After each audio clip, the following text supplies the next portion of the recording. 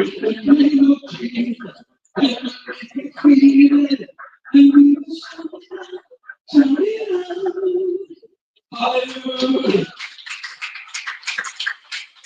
Praise the Lord.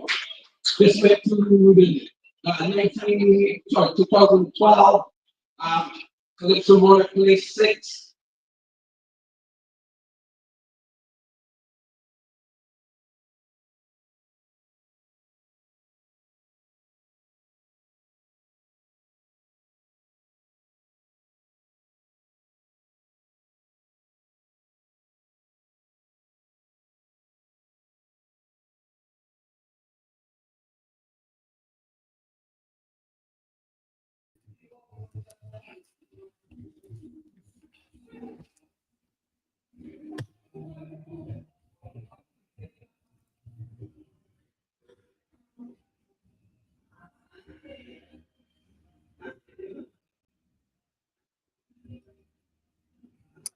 Good evening, ladies and gentlemen. Good evening. Good evening.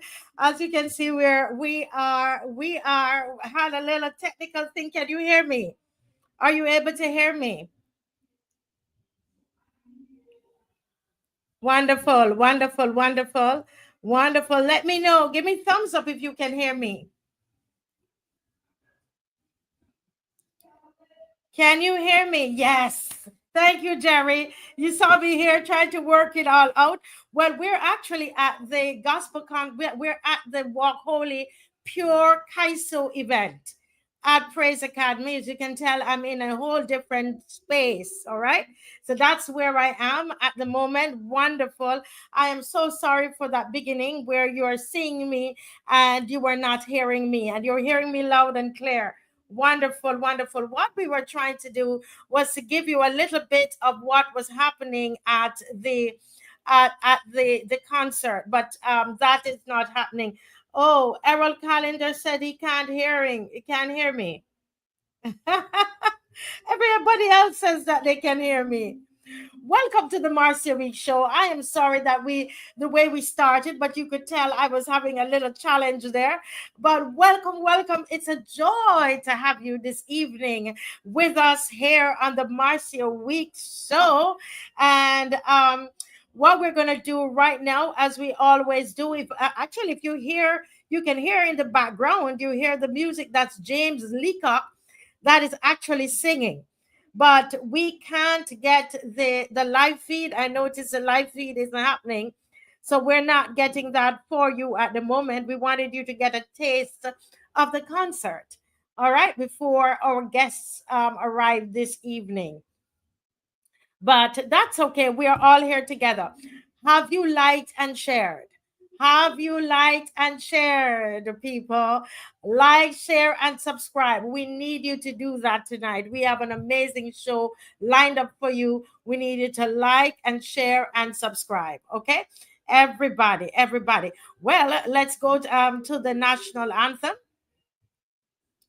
And if you hear music in the back, I'm at the concert, and we're recording some of it for you as well. Yeah? So that's where we are at the moment, all right? So we're going to go right into the national anthem of Barbados.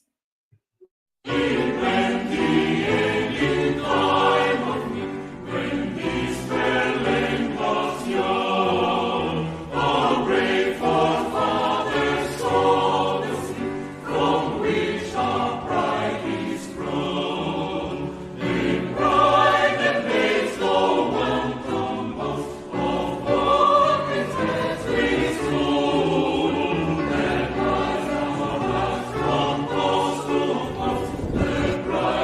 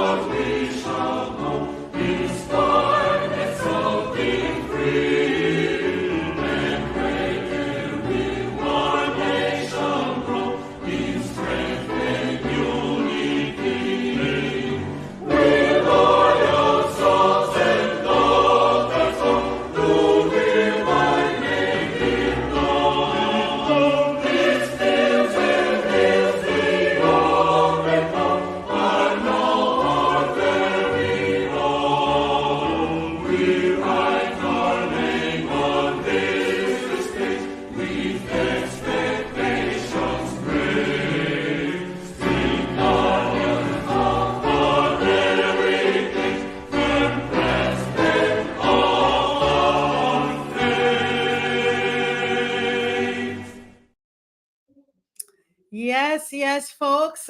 Firm craftsmen of our faith. That's who we are. I don't have my flag with me today, but you know what? It's in my heart. It's in my heart. I'm trusting you guys had a great Sunday. Yes. Even if you didn't have any Sunday dinner, I didn't get to eat any Sunday dinner yet, believe it or not. We have been working, working, working. I didn't have my Sunday dinner yet, my Sunday lunch, as you would say in Barbados. Everybody had a good Sunday lunch, at least. It doesn't matter what you have for Sunday lunch, you know.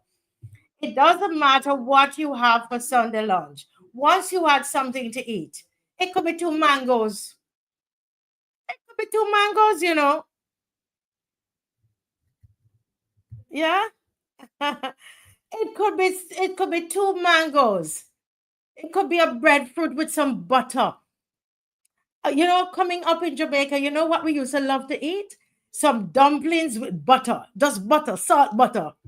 Yeah. So it doesn't matter what you had for your Sunday lunch. Some people, you know, they have to have the macaroni pie, you have the rice, you have chicken, you have, you know, some beef stew. And you know, nice piece of fish and some vegetables with some avocado and some, you know, all of that. And when they have that, then they feel, yes, I have a good Sunday lunch. But what when you just have, you know, you have some corned beef and rice? You know, corned beef and rice is very delicious. Yes, corned beef and rice, very, very delicious. Yeah. So when you get some corned beef and rice, can be so very, very good. Well, so I'm hoping that you had a good Sunday lunch, regardless of what it is. Anybody ever cook soup on a Sunday? Who cooks soup on a Sunday? The first time I wanted to cook soup on a Sunday, my husband was telling me soup is not Sunday food. Listen, I love soup. And I cook the soup on the Sunday, even though, you know, I know you guys don't. What day of the week do you cook soup? Or anybody out there cook soup on a Sunday? Shirley said yes, she cook soup on a Sunday. I cook my soup on a Sunday, and I love to cook my soup. I love to have in it. I need to have a little pigtail. Sometimes I put some chicken foot inside there, right? And I mix up all kinds of different meats in there. Piece of pigtail, some chicken foot, and I put in. I still put in a piece of chicken, and I might put in another, you know, some soup bones, you know, something like that. I like to mix it up. Chicken feet, yes, chicken feet. Julia is in Washington, aren't you, Julia? And Julia said she cooks soup on a Sunday. She cooks soup on a Sunday. Yeah. Leanna cook cuckoo. I haven't cooked cuckoo in a long time, but you know, you all laugh at me because I use a blender. I use a mixer in the cuckoo. Sometimes I know now how to mix it out, so don't bother with the laughter this evening. Chicken feet is a no. What you talking about? No, man. Okay, Judy said she cooked soup on a Sunday. And Teroni, you don't like chicken feet? Come on, listen. Listen, man, a nice chicken soup with some pumpkin. And nowadays, what I do, I blend out the pumpkin, right? And I cook the chicken feet and the pumpkin and the split peas together. And then when the chicken foot is cooked, chicken feet cooked, then I put them out. I put them, can I say chicken feet, chicken foot? When they cook, I put them, separate them, and I blend out the pumpkin. And I tell you, woo, the color that the soup has. Oh my God. Oh, Lord. Listen, Marva, you cook soup and cuckoo at the same time? Or sometimes you cook cuckoo on a Sunday and soup on a Sunday? And Liana, like me, Liana said she used she used a mixer in the cuckoo as well. She said but Judy, you said the foot look like finger. Oh my goodness.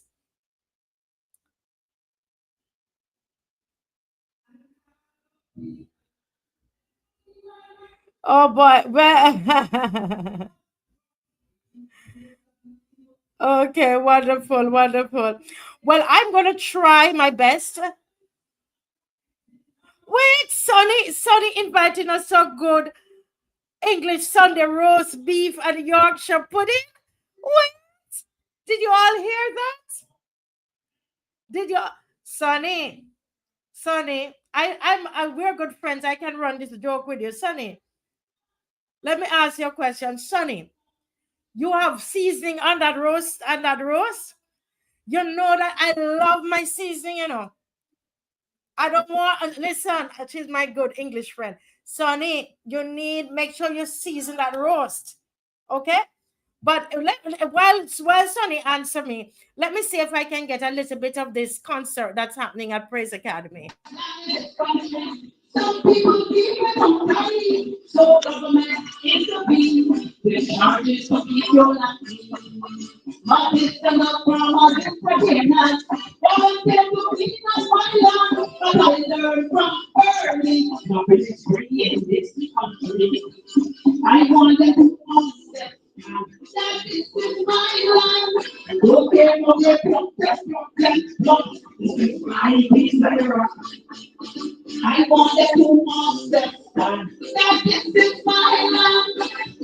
This is not national land. This is not African land. This is not Southern land. There is no hope for them on my land. They're going to find a way out from us.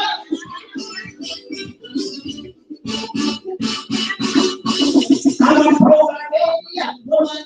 I always protect my land. So justice, constitution, spiritual interpretation, but we cannot take respect from those who want to erect a structure on my land, but never a grand plan. I want them to understand that this is my land. Don't let forget this is my history. I want them to understand that this is my land. This is not national land. This is not African land. This is not Southern land. There is no hope for them on my land. Barbados, the land of milk and honey.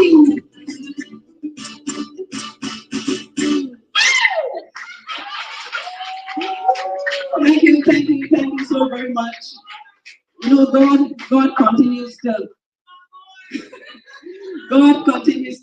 bless me. Stop it.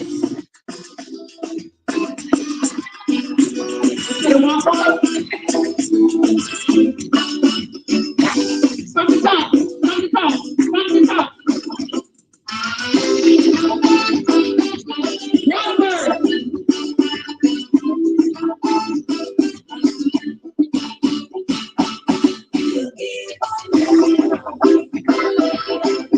Thank you very much. Thank you.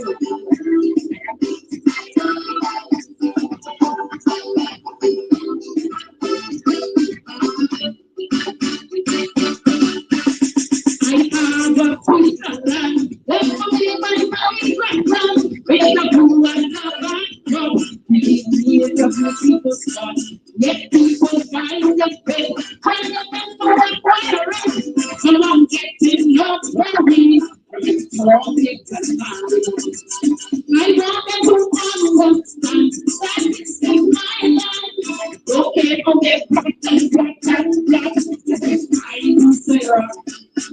I want them to understand that this is my life. This is not national land. This is not African land. This is not Southern land. There is no God damn on my land. Thank you, thank you. Thank you very much. As I was saying, God continues to bless me, and I'm so thankful. And running Julie's party rentals is a hard job, but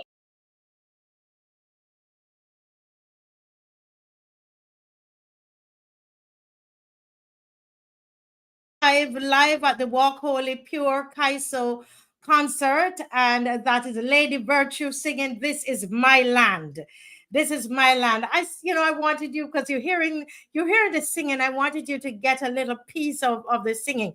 So what is Sonny telling me about this? So once again, if you had just listened, that was the Walk Holy Pure Kaiser concert, and that was a Lady Virtue singing "This Is My Land," right? And Shirley says, what Sonny said. Sonny, no seasoning. My goodness, did you all realize Sonny is saying no seasoning? No seasoning, that we have to taste the beef. So you're telling me, Sonny, that when I put seasoning on my beef, that I don't get to taste the beef? So all these years I have not been tasted beef? Come on, Sonny. Come on, Sonny. Listen, listen. I try it. I'll try it. But when we're doing our seasoning, our beef, we have to actually put it overnight to soak, right? In the seasoning.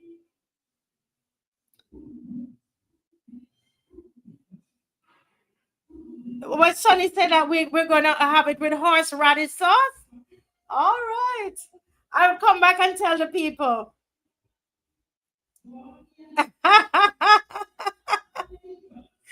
Yes. Let me see if I get a little bit of the concert again, because you can actually hear them. Hold a second.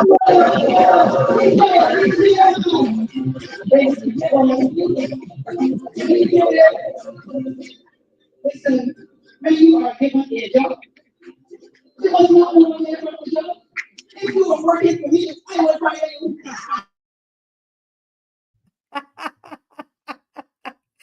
Well, they are working out. They're working on their stuff there at the concert.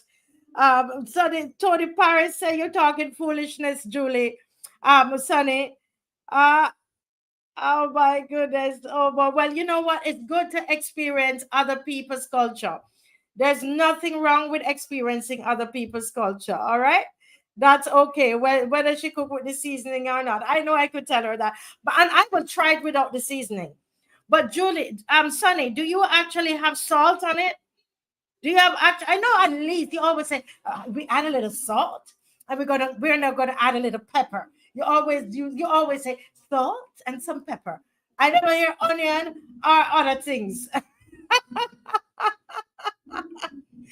No, she is English. She's not Bajan. She's English. All right, let's see if we can hear a little bit more of Lady Virtue. Let's see if we can hear a little bit more of Lady Virtue. Let me see if I can hear her.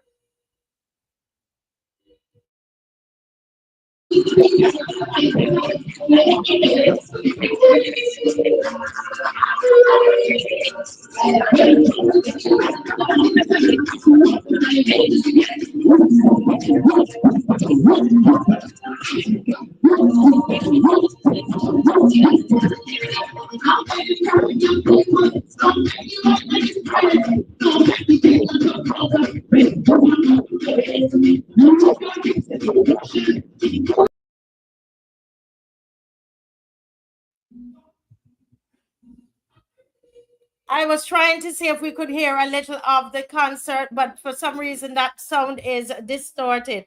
Well, yes, she's gonna add salt and gravy. All right, so you get salt and you get gravy, and that is good. I will try it. Anybody else will try the beef with the salt and gravy? Sonny says her heart is Bajan though. So Sonny, when we're doing a roast, okay, or like roast beef or just beef the way you're doing it, we would season it from the night before. Okay, we would season from the night before, and we would have it set up. Yes, the order is distorted, so we will forego that idea. Yeah, we're not going to do that. We're not going to do that. All right, but folks, we have a great night lined up for you tonight. We have joining us very, very soon is going to be GLYNE Murray, and he's going to talk to us about the education system. Tonight, we're talking about the high price of leadership, right? The high price of leadership. We're talking about failing grades, failing schools, fleeing youth, and a UK travel advisory for Barbados. Anybody seen the UK travel advisory for Barbados? Anybody saw it this morning? Anybody? The UK travel advisory. Who saw it? Where there is no a warning. And it's a fact. So, you know, a couple weeks ago, people sent out a fake advisory. Well, there is a true and a real and an authentic advisory for Barbados. How do we feel about that as Barbadians? How do we feel about that? Huh? Our country is under pressure. We are having widespread illiteracy, crippling our youth. Economic hardship is pushing skilled workers to flee the country, and crime continues to spiral, which is why we now have a UK travel advisory for Barbados. Not because of hurricanes, not because of earthquakes, but because of crime. There's a crime wave, they're saying, that people are being robbed. This is what they're telling the tourists. Now, the UK has issued a travel advisory warning its citizens. It's warning its citizens about safety concerns on our shores. So I didn't give the warning. You know, they like to say we make up things on the show. This is an independent body. The United Kingdom is an independent body, and they have issued a travel advisory warning. You believe that? An independent body. Independent is a whole country.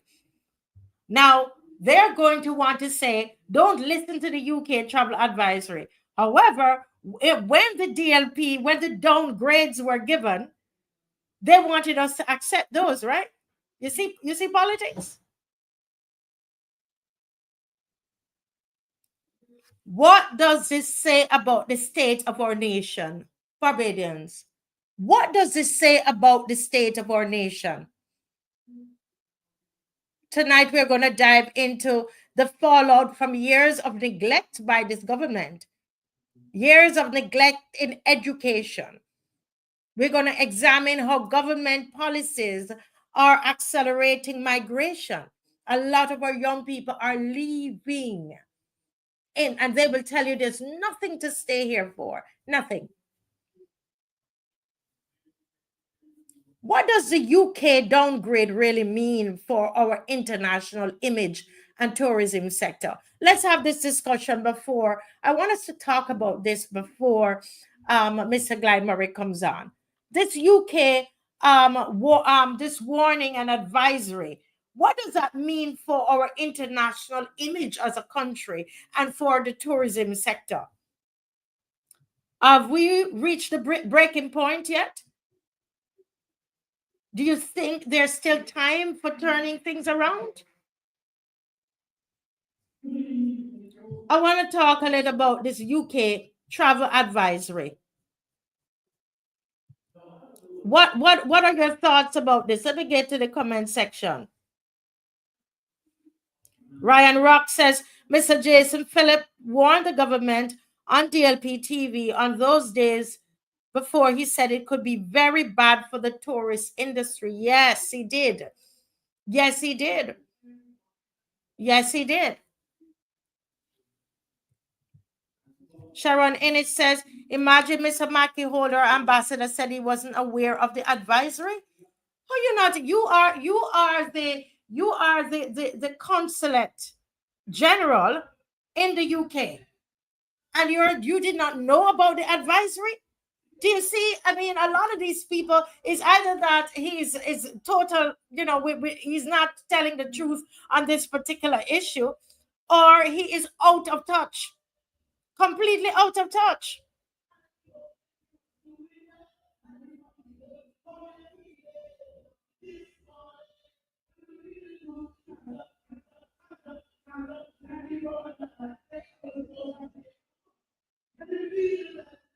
Somebody said, Lori Bob said she's very hurt about the travel advisory. Why are you so hurt about the travel advisory? I want to hear you. I want to hear you. Tell me why you're so hurt about the travel advisory. What does that really mean?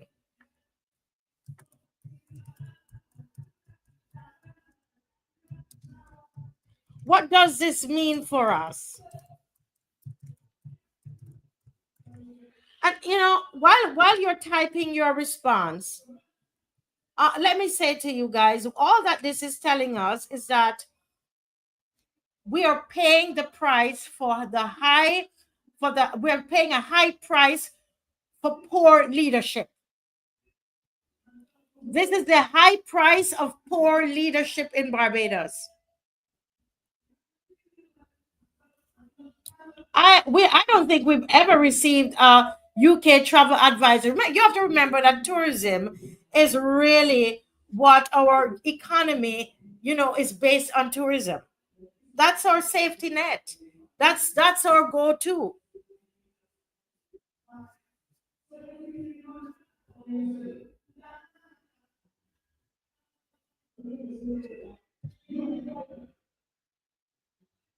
Yes, there is some background noise. Yes. Can you hear me? Look up. Can you still hear me outside of the background noise? Can you still hear me?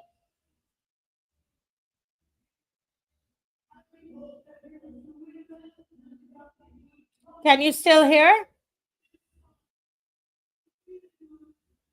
Let me know if you can still hear, even with the background noise. Teroni says yes. Remember, if you're just joined me, I'm at the concert and we were trying to do some recording. I recorded quite a bit that I can show you another evening, not tonight because Dave is busy. So okay, you can still hear. Yes, it is. Yes, there is noise. There is noise. Okay, so let's continue. Let's ignore that and continue the discussion. Right? Yeah, I mean, but when you think about it though, let's talk about the consulate, the UK consulate. Don't you guys, if it is true that Mackie Holder is saying that he's unaware, that he was unaware of the advisory, isn't that strange?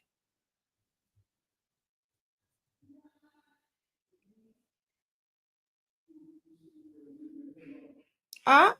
Isn't that strange?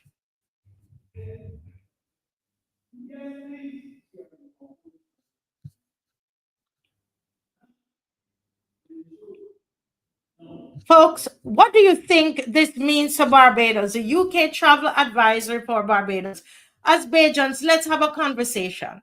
Let's talk among ourselves. We don't have to always, we don't have, we are going to have Mr. Maurice coming on soon. But in the meantime, let's have this conversation tonight.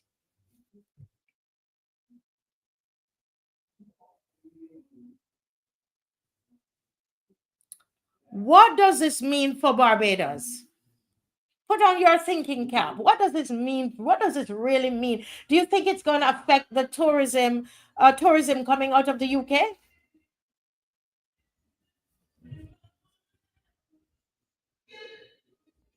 M. Gardner says that it was just a matter of time before any issue there would be an issue of an advisory. But do you really think it's going to affect the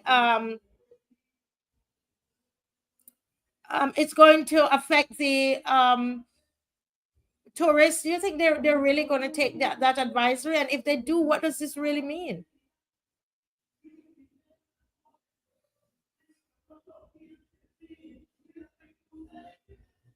Lori says it will be nobody coming, no tourists coming. It will be no work, and it is the poor people that will suffer some more.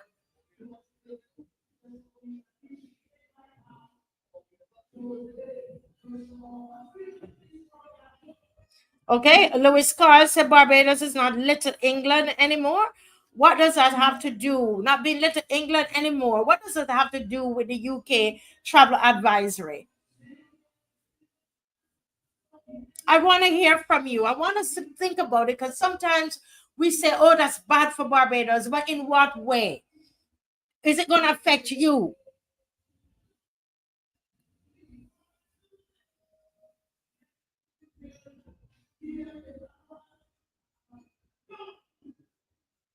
Jerry Nelson says that the UK did the same thing on Dominica for the CBI passports. Judith Clark says it's simple. If the crime situation does not cease, there'll be advisories from other countries. And I want us to think it through. And in what specific way is that going to affect? Let's break it down. How is that going to affect businesses in Barbados? How will that affect the taxi industry? How will that affect? I want you to think like that. Break it down.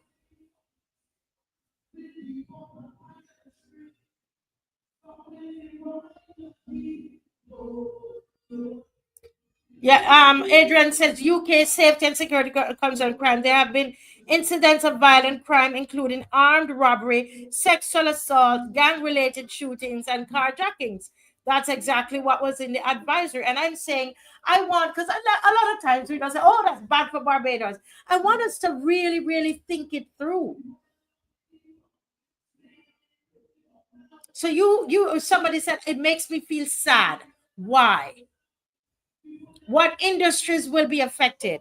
How does that affect your bottom dollar? How does that affect your pocket?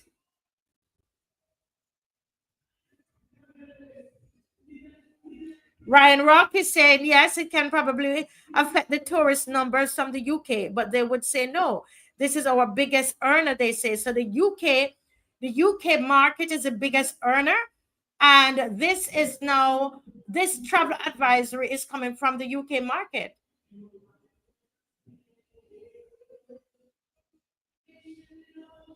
Teroni says it's going to cripple all areas. Let's list some of the areas. We're doing this segment together. Oftentimes you say, well, they don't read the comment section. And you're right. So we're trying to change that. The tourists need to feel safe here. Talibi says it is their duty to warn their citizens as regards to their safety. Then the citizens can make informed decisions based on the information if they're happy to travel here or not.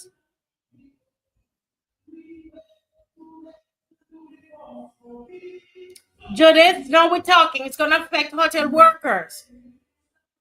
It will affect hotel workers, because if there are no tourists in the hotels, then what's going to happen? There's no they can't generate any revenue, and if they can't generate revenue, then what? They will have to lay off people in the hotel. People are going to lose their jobs, and obviously restaurant workers, because we are depending on the restaurant, on the tourists to buy, their to patronize the restaurants. So we're thinking, that's the kind of thinking that I want us to have.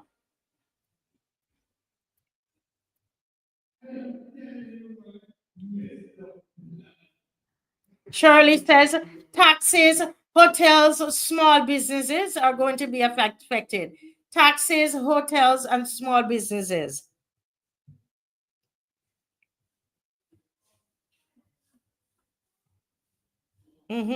Yes. Jerry Nelson is saying the leadership is to be blamed. The suffering we are facing in the Caribbean, not able to travel to the UK. Correct? Sonny has an interesting point. Sonny, don't mind the laughing at your beef. Your roast beef. Is that roast beef you said? But look at Sonny's point. Sonny is a Bajan like me. Sonny is a Bajan like me. Sonny's asking, is this why they are building the tall and all-inclusive hotels so that tourists can stay on site and not go out into real Barbados? Is this why they're building the tall, all-inclusive hotels so that tourists can stay on site and not go out into real Barbados? A very important point. Interesting. So they stay inside. What do you think about that point?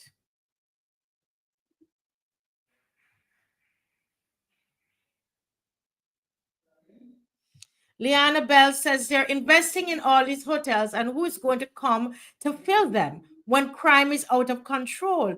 Tourism is our biggest income earner.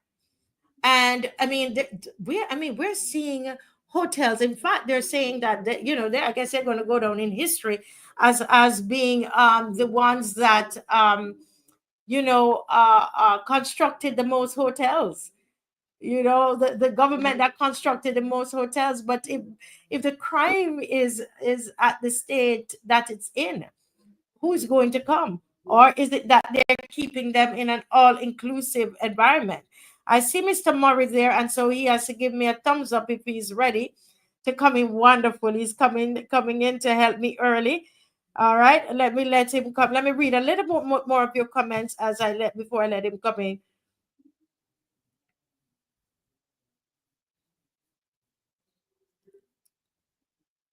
Okay, somebody said all crop over vendors will be affected. And I want us to think. I'm deliberately asking. Yes, I know the answer to the questions I'm asking, but I want you to think, because oftentimes when we come on here, we come to receive something. We come to hear, but I want us to be involved in thinking, right? Thinking. Because that's how we're going to see the change. Mr. Murray is here. I'm going to bring him into the studio. Good afternoon, good evening, good night to Mr. Murray. How are you doing? I'm good, Marcia, and good to be with you tonight. I hope we can have an interesting conversation, discussion, sir. Yes, informative. sir. So I'm looking forward to participating in whatever you want to talk about. Yes, thank you. Yeah. If I might, do you want me to go in? Go right on, because I was listening to your main point of discussion so far. The UK advisory, the British advisory about tourists coming to Barbados. Yes. Like all Barbadians, this is something I pay a close attention to, given the long-standing importance, particularly now, of tourism to our total economic future. It's the only thing we have that's doing well for us. It might not be perfect, but it has consistently been performing the last few years. The numbers themselves show that we've been doing some things right. Apart from that, I also still maintain a professional interest in PR regarding tourism, because I was at one time public relations manager for the Barbados Tourist Board then. So I'm accustomed to this thing of paying attention to what the rest of the world, how they see us and what they say about us in the media. And it's in that context then that I'd like to give my take on this British precaution. First of all, the British government is doing what it's supposed to do. Yes. Advise, but that, because I say it again, when I was High Commissioner in Canada for Barbados, I also would keep Barbados informed on things that were happening regarding Barbados or Barbados in Canada. So that's a pure function. It doesn't necessarily mean it's a state of emergency or close to a state of emergency. That's a routine fashion. I sent reports to Barbados every Friday on various things, just to present the picture from my jurisdiction to Barbados.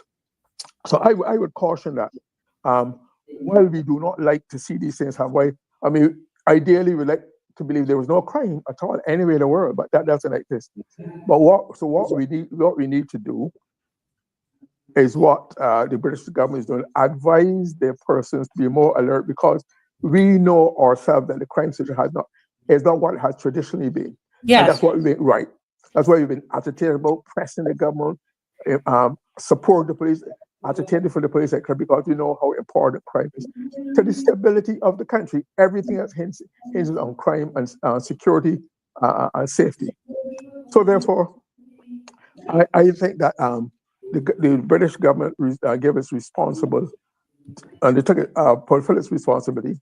And I know that it's not. I heard the term downgrade being used, but it's not a downgrade.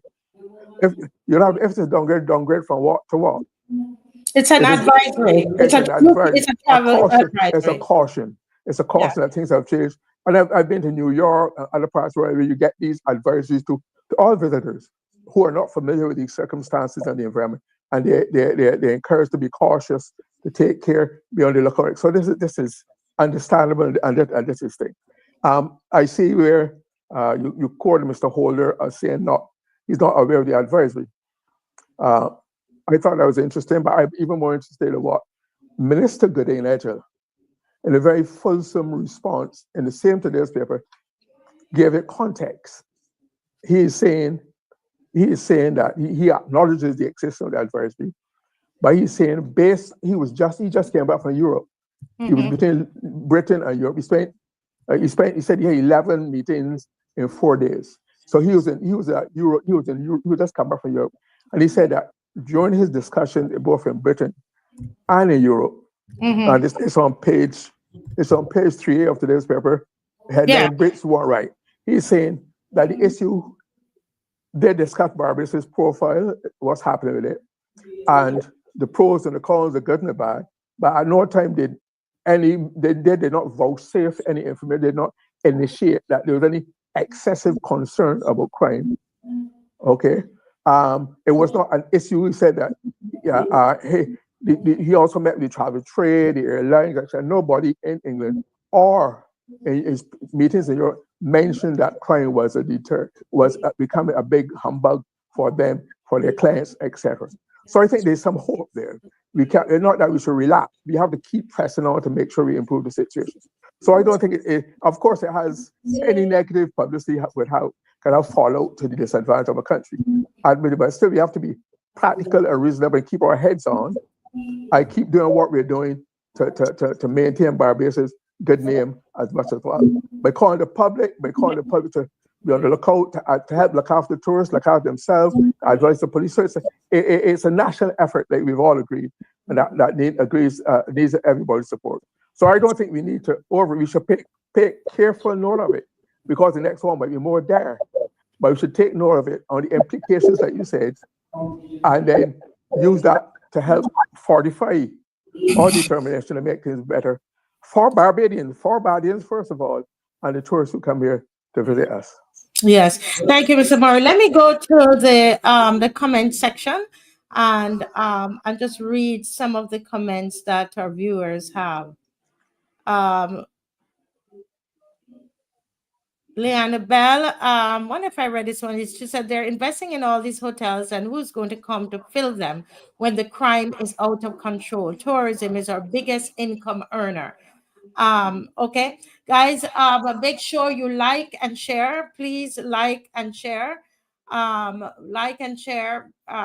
please. Julia Robinson, I know you're watching from the diaspora. Beach vendors will lose money. She's saying. Judith and Clark, and all we're saying is if it continues and gets out of hand, this is where it could end up. Okay. Judith and Clark saying local businesses, arts and crafts, souvenirs. This is what these are, and so I want us to think about it, because this is why I always say the crime. Yes, there are policies and legislation that the government will need to implement. They need to establish a lot of these things, but it's all our business, because if it gets out of hand and we don't have the tourists that are coming anymore, then these are some of the things that could possibly happen. We're not saying that this is exactly what's going to happen, but we know local business can be affected, arts and crafts, those who do souvenirs. Okay. Stefan Hector, it will affect red caps or taxi men. Yes. Yeah. Somebody says all crop over vendors may be affected. Yeah. Just want to read your comments. Okay, Sharon Innes is saying water sports activities. Yes. Judith and Clark again, caves of Barbados. Okay, so some of the tourist sites. As we saw that this exact thing that happened at COVID. If the crime continues, and we're praying that it doesn't, this is why we have our we do the prayer drives and the prayer marches and the motorcades, because we don't want it to continue, because it will have that effect as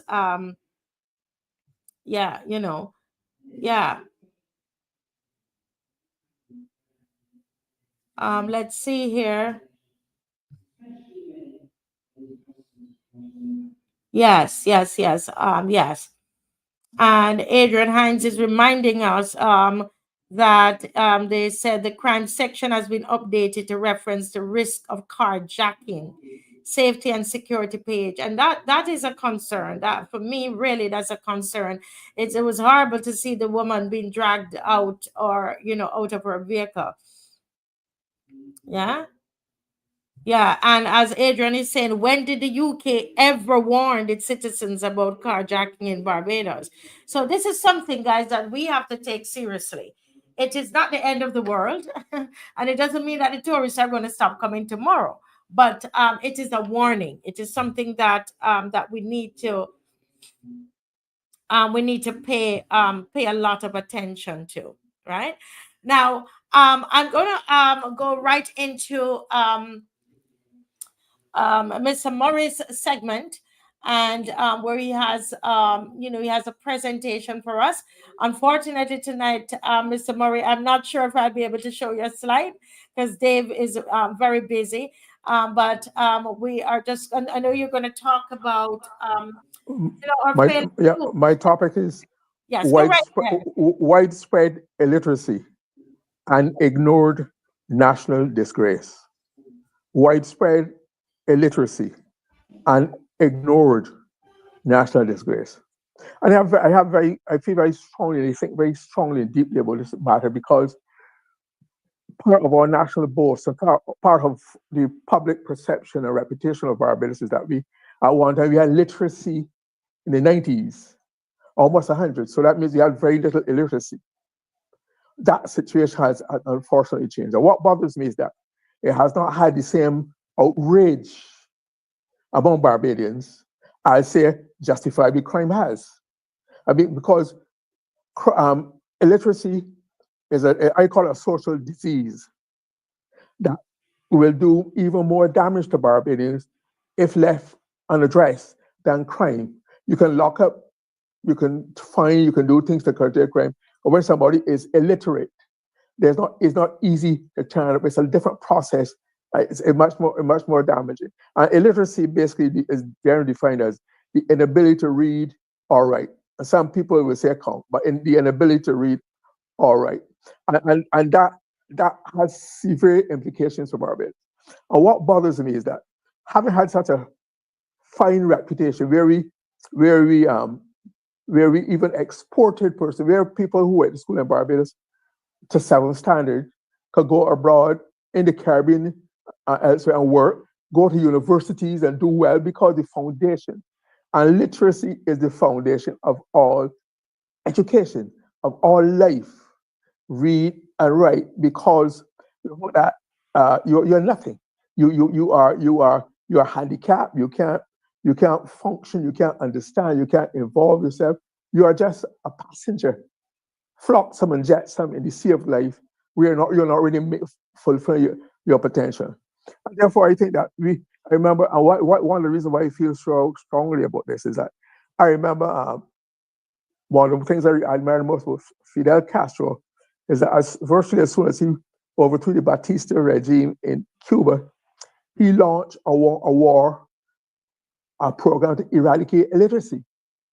And that drive, that's after 59-60, that drive has resulted in the fact that is why Cuba can send us nurses and doctors and scientists, because they themselves recognize the importance of education. It seems as though education in Barbados is not as important in the public estimation as it used to be. That is why we can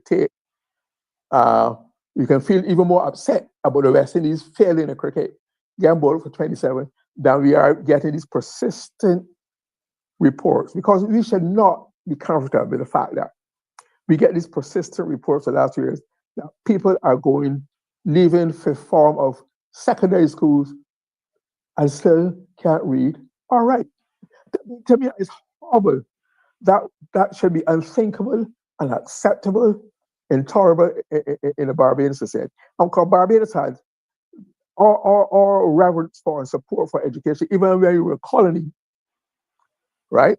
Even when we were a colony, has laid the foundation of Barbados' success. That's why we were able to achieve much more industrially, politically, socially. Education is the foundation. And illiteracy, therefore, is a bugbear. It's a scourge. Like I say, it's a disease that's attacking the whole core and soul of the Barbadian persona, the Barbadian society. There was a time when people were very conscious of the fact that there was illiteracy in Barbados, and they had certain soft terms or euphemisms for when they would say somebody can't read or write. They say, well, they can't hand dance, they can't Italia, or they can only sign themselves with a nigger 10. X then was time for the signature. And then there was another one where they would say that when somebody can't read or write, say the eyes cloudy. So we had a way of protecting or shielding, but now it seems there's no shame, there's no disadvantage for persons to leave school after 5-6 years of high school and can't read or write. I think that should never happen, and we should not tolerate any further. And if you look for things, I think government has let us down in not